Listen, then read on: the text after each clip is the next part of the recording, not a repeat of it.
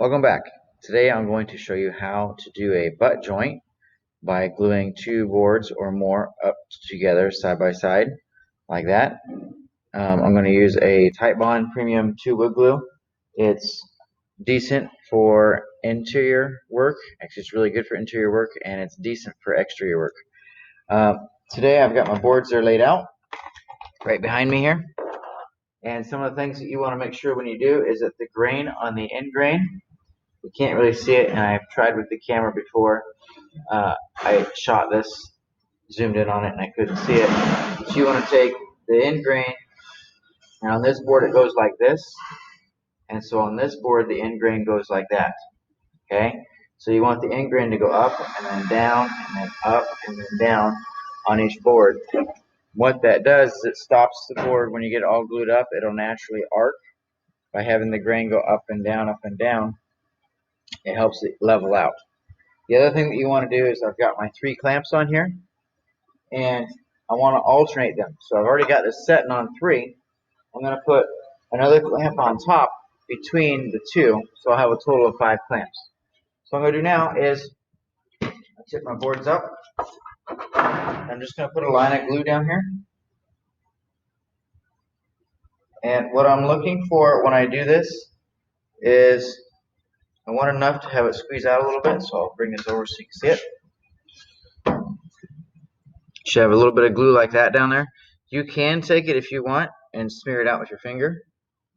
It'll give you a little more surface area, or when the boards are pushed together, they will smush it out themselves.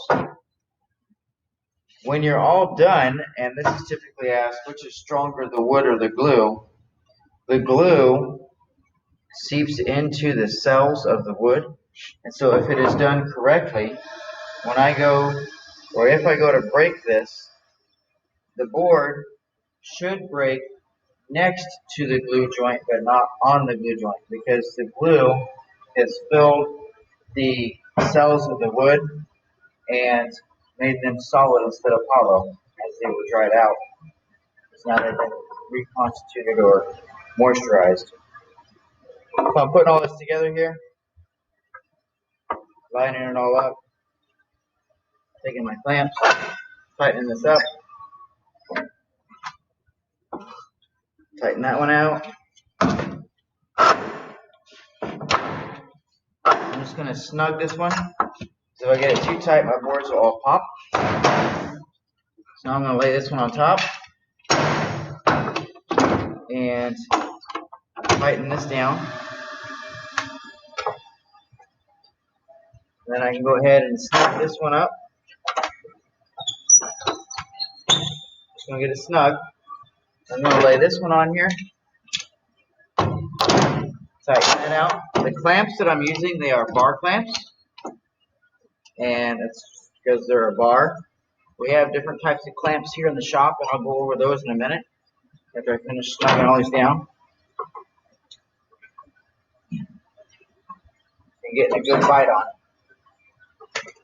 What you want to watch for when you're gluing stuff up is that the board itself does not arc, and you can see how it still remains somewhat flat. I'm sure if you watch it in a slow-mo video, you'll see the board start to arc a little bit. That's due to all the pressure that I'm putting on it, and that will relieve on its own. So this is how you butt glue boards together. And what I want to show you real quick are the different types of clamps that we have here in the shop. This one being a bar clamp. Let me get a couple here for you. This one being just a regular wood clamp, also known as a Jurgensen clamp.